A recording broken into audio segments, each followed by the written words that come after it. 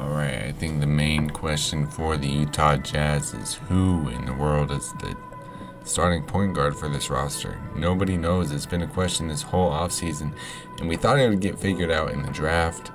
Maybe it did. Or we thought it would get figured out in free agency, and that never happened.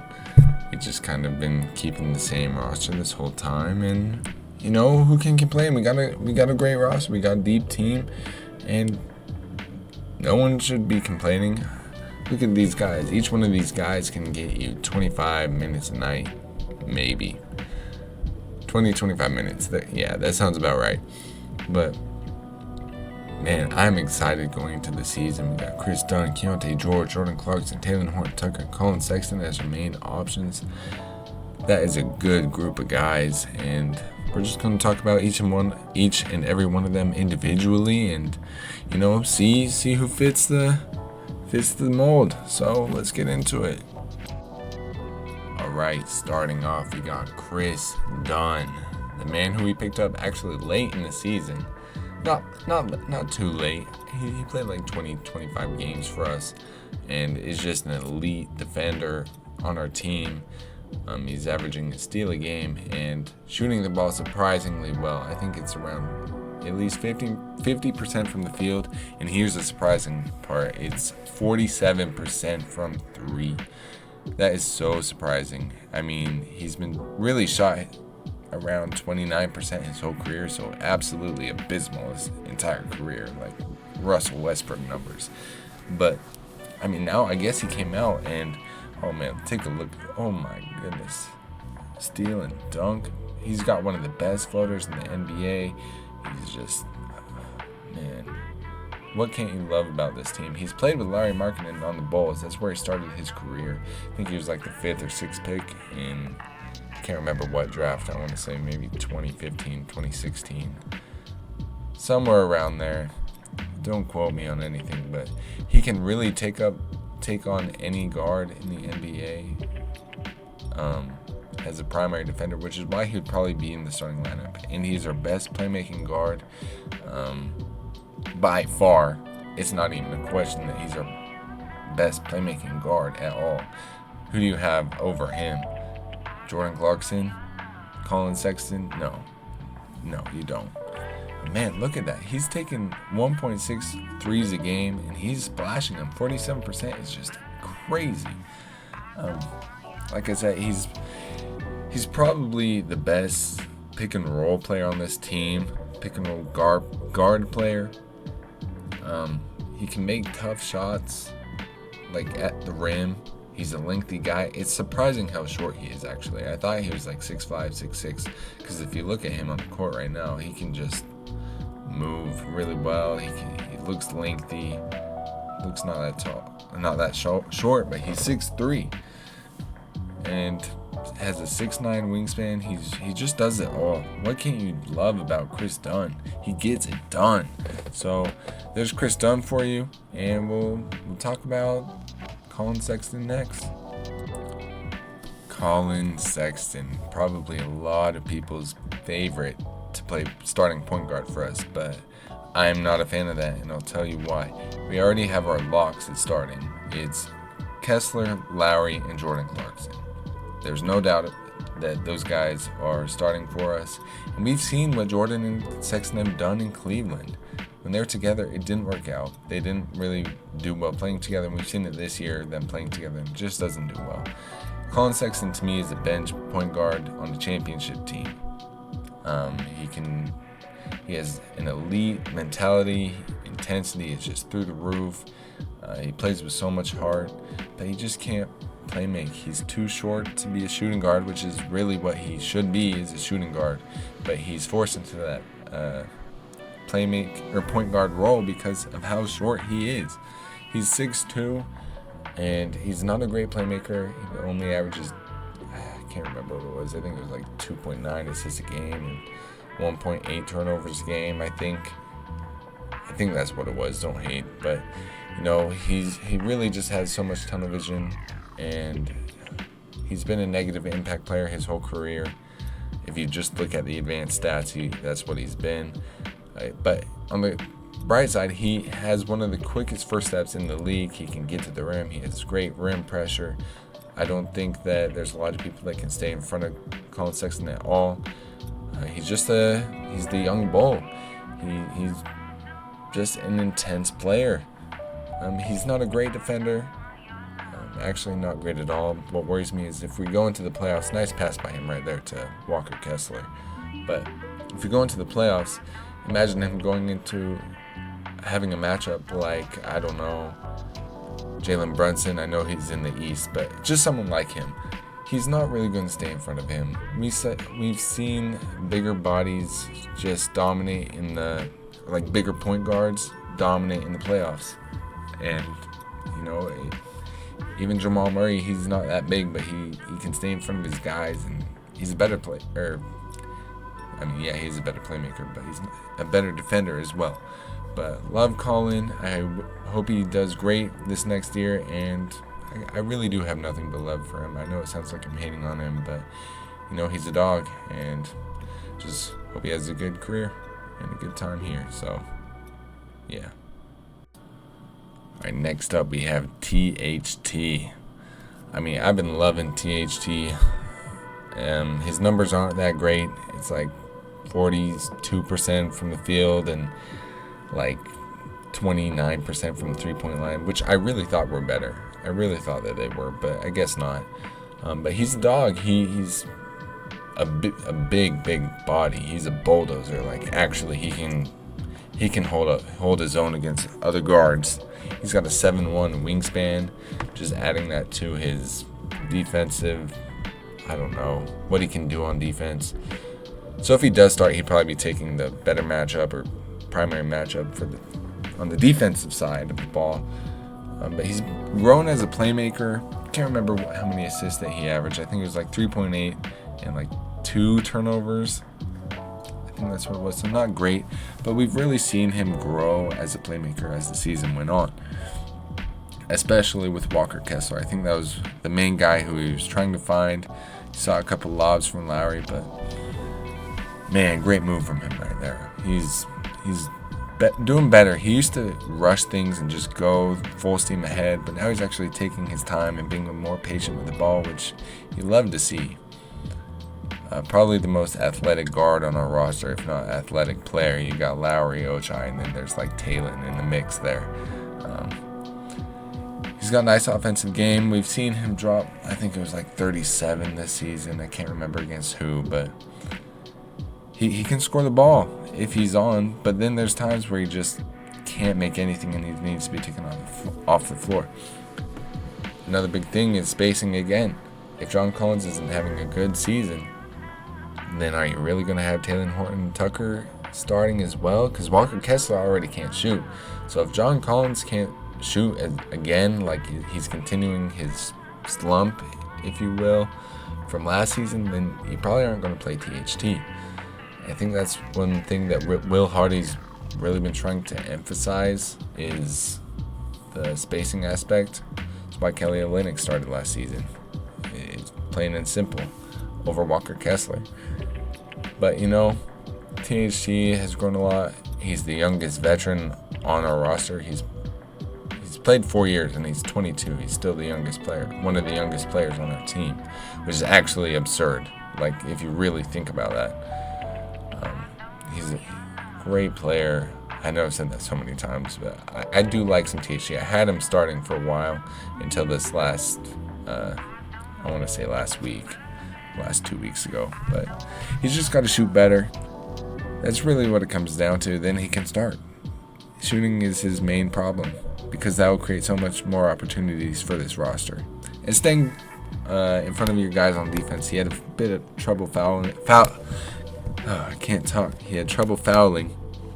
But, you know, stuff like this. He's a great transition player as well. Love me some THT and hope he has a good season with us next year.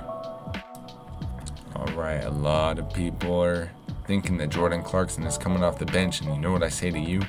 You're dumb. There's no way we would have re-signed Jordan Clarkson for him to come off the bench. There's no way. He wouldn't have done that. And he's a great player. He had a career season with us last year. I think it was like 21 points a game, 4.4 assists, which is 2 more assists, I believe, than last year. And he had more of the chance and opportunity with the ball in his hands this year with Donovan Mitchell out and him on the starting lineup. But it's hard to get that many assists with a new group of guys and learning everything. I think Mike Conley was a great help for Jordan Clarkson early on in the season, as was THT. I think he really helped THT as well.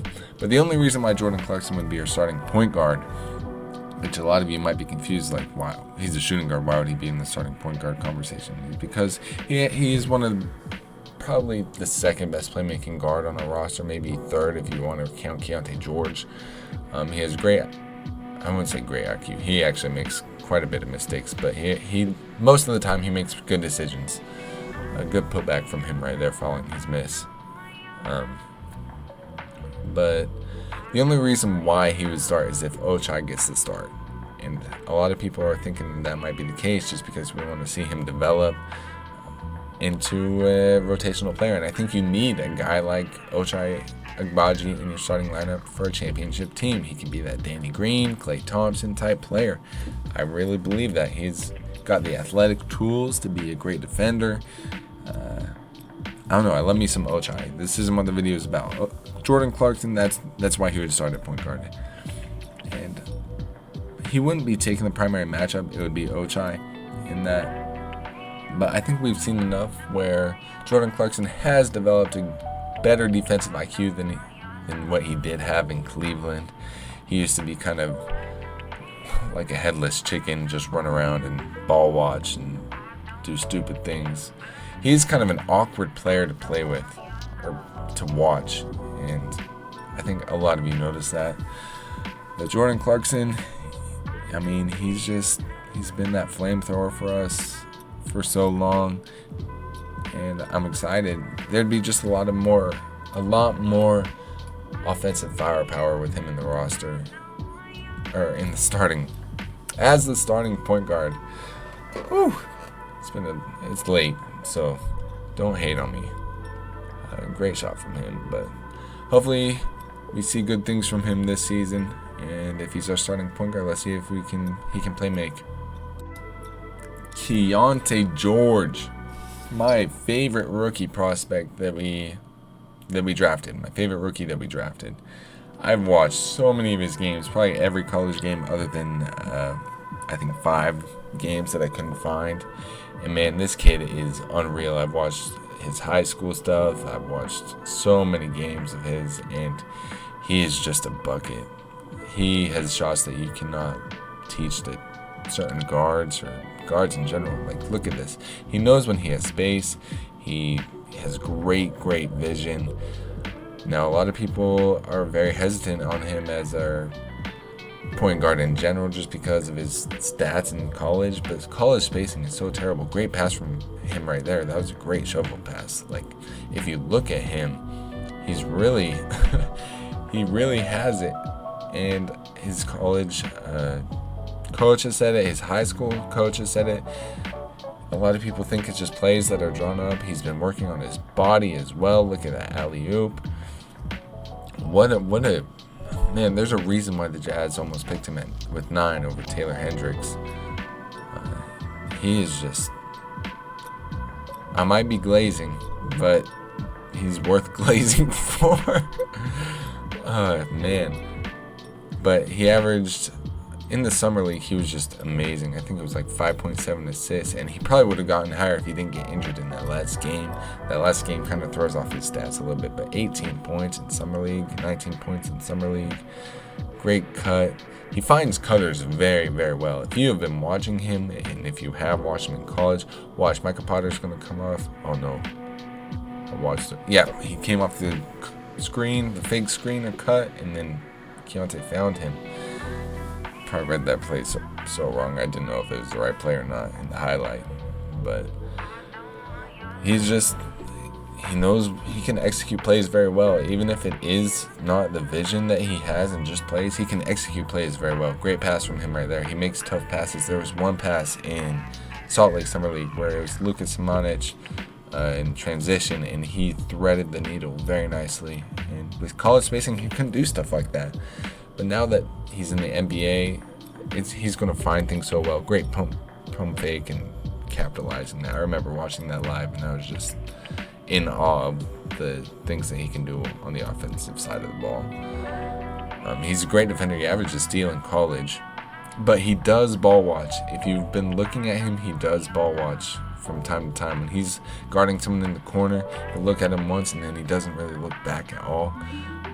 Watch this in his mouth. You ready for it? Bang. Pause, though. Hard pause on that. But he's just a great player. And I've said that about every single one of these guys, but that just shows how deep the Jazz roster is. Love watching Keyonte, and I'm so excited to see what he can do. People think that he's starting in the G League. I really don't think so. I'd rather have him play on the bench over Colin Sexton and THT if they don't start. So I'm just so excited. I think we really got the next Jamal Murray, Devin Booker on our hands, and I think he's going to be starting by March. But like I said, I'm just so excited to have this man on our team. All right, we're going to watch the rest of these Kris Dunn highlights as I continue talking and explaining my thoughts. But, there's a lot of variables going into this season that regard the point guard position.